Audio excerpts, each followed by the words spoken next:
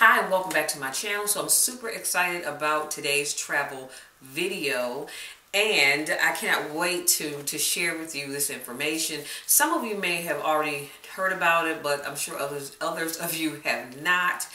Again, y'all, I'm back in the retainer, and if you notice today I'm only wearing the bottom one because I really can't talk with both of them. Now, talking in general is fine, but trying to do videos with the upper and lower, it just was not working. So I'm going to work with the bottom one today. So let's jump right on in. So today we're going to be talking about 7 places to cruise without a passport. So you decided you want to take a vacation, right? But there's one problem: you don't have a passport. Maybe you've never had the time, the money, or even the desire to travel abroad previously. Or perhaps your old passport has expired.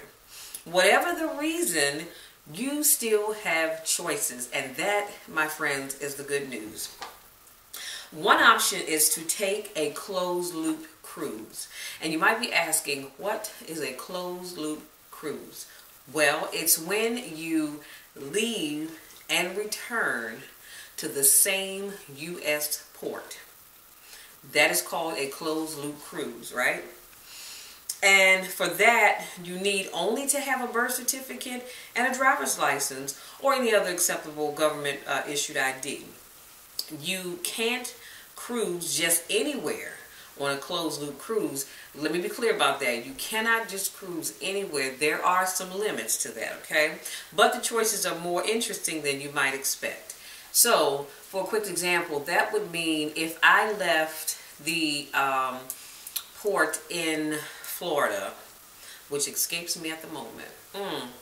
Anyway, if I left the port in Florida and I went to the Bahamas and I went to someplace else, let's say Puerto Rico, and that cruise was coming back to Port Canaveral. That's it. Good grief. So Port Canaveral, I leave from Port Canaveral, I make 2 or 3 stops, but I'm coming back to Port Canaveral. That is a closed loop cruise. An open loop would be if I left from Port Canaveral, went to 2 or 3 stops, but that cruise was going to let me off in, I'm going to say, Cuba someplace. You see what I'm saying? So as long as you're starting and ending in the same U.S. port, you don't need a passport. It's nice if you have it, but if you don't, it is not a big deal. So Seattle is currently the only U.S. departure port that offers closed-loop Alaskan sailings. So if you were interested in going to Alaska, Seattle is the place you want to leave out of. So let's talk about the Bahamas. Home to beaches, water sports, casinos, and the famed Atlantis Resort, the Bahamas is great for travelers wishing to cruise. Sans passport on what are most often short, affordable sailings out of Florida. I just said that, right? A number of East Coast and Gulf Coast home ports offer round-trip Bahamas cruises. They include Baltimore. I've done the cruise out of Baltimore to the Bahamas. Banyan, which is Cape Liberty, Charleston, Fort Lauderdale, which is Port Everglades, Galveston, Jacksonville, New York, Manhattan, Miami, Norfolk, and Orlando, which I just mentioned, Port Canaveral. Bermuda. For anyone who prefer a passport not required destination that can be explored during a short amount of time in port, Bermuda is a natural fit. And let me just tell you, if you have never been to Bermuda, you have got to go, and make sure you go and look for, the name escapes me at the moment of the beach, Horseshoe Bay Beach. Horseshoe Bay Beach. The sand is so pink, it's so soft, it's absolutely gorgeous. So you have to check that out. It's a fairly small island, and since several itineraries offer overnights, some that span more than one night, you'll have time to learn your way around, have dinner in town, and check out the nightlife. Residents of the East Coast have several choices when it comes to home ports, which includes Baltimore. And when I went to the Bahamas, not the Bahamas, but when I went to Bermuda, it was out of Baltimore.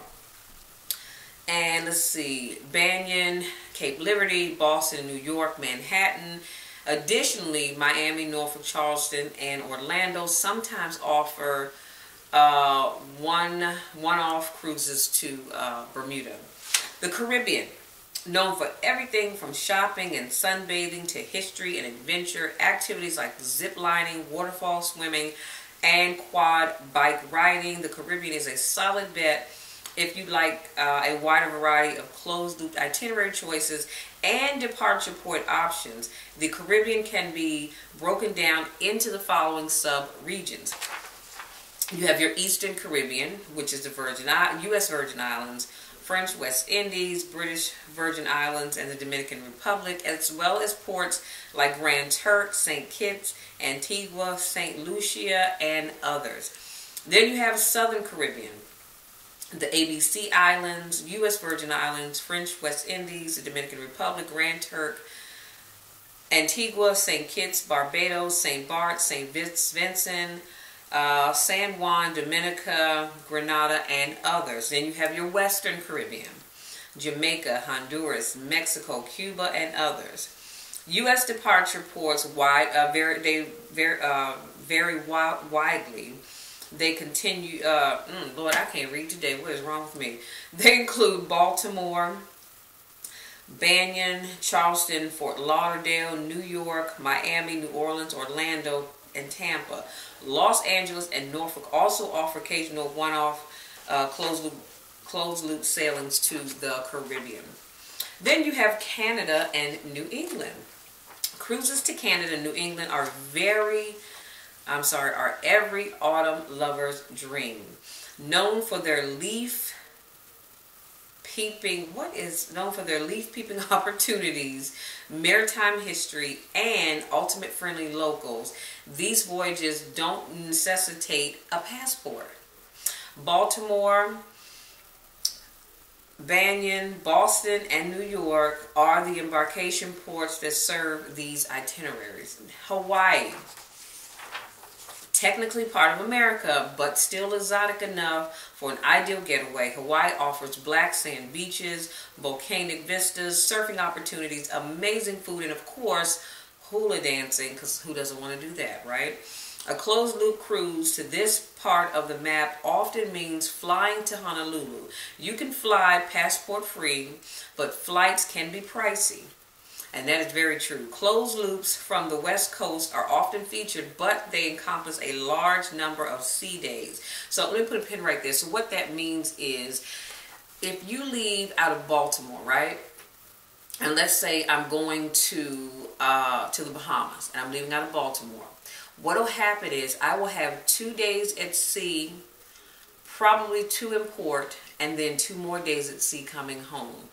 Just because you're starting from much further back to get there. So that's really all that means. Where did I leave off? Excuse me, let's see. Oh, and they must include at least 1 foreign port before returning to the West Coast due to maritime laws for foreign flag ships. So Norwegian Cruise Line's Pride of America, a U.S. flag vessel, is the only ship based in Hawaii, sailing round trip from Honolulu. Other lines and ships offer there and back Hawaii itineraries from ports like San Diego, Los Angeles, and San Francisco. Mexico. Mexican Riviera voyages are a great choice for passport-less would-be cruisers who live on or cruise from the West Coast. Not only does Mexico offer some spectacular food and culture, but sailings to the region tend to be more affordable than those to Hawaii, a region that's also frequently accessed via West Coast home ports. Mexico cruises most frequently depart from Los Angeles, San Francisco, and San Diego. So these have been your tips on places that you can visit if you don't have a passport. So you'd be surprised at how many people think, well, I don't have a passport, so I can't really go anywhere. You know, I have to go to the typical Florida and California type locations, and there's nothing wrong with those. Let me be clear about that. But it just goes to show you that even though you don't have a passport, you still can travel and see the world. And I encourage you, if you have never been on a cruise, I encourage you to please, please, please get in contact with me and let's book your first cruise. I promise you, you will love it. Let me tell you something, honey, you will love it from the time you get on that ship until the time you get off, because there's so much to do, so much to see at port, but also on the cruise ships. I'm super excited because I will be taking my 8th, count it, 8 cruises in May of 2017. Super, super, super excited about that. So let me see, that'll be my 8th cruise. So that means it'll be my mom and my daughter's 9th cruise, because the first time they went, I ain't gonna lie, I was scared and I didn't go, but now I am hooked, and I'm actually gonna move back to cruising once a year because I just love it so, so much. So that is all I have to share with you. And if you didn't take notes, don't worry about it, because I will link all of what I shared with you in the description box, just so you'll know if you're thinking about, you know, doing a closed loop cruise, you'll know where you can go, where you can't go. And like I said, please reach out to me. Let's get your cruise book, whether it's your first or your 31st. I promise you, you will have so much fun. And I will also link in the description box how you can get the paperwork to do your passport, because you really do want to get one. And like I said, it's no rush, but I would encourage you to get one as soon as possible. Thank you so very much to those of you that continue to support me in all that I do. If you're new to my channel, or if you just stumbled across my channel, please be sure to hit that subscribe button, because I promise you don't want to miss anything, especially since I have the 12 Days of Christmas video postings coming up very, very soon. And I don't want you to miss out on anything. So that is it. And I encourage you also have a wonderful rest of the day.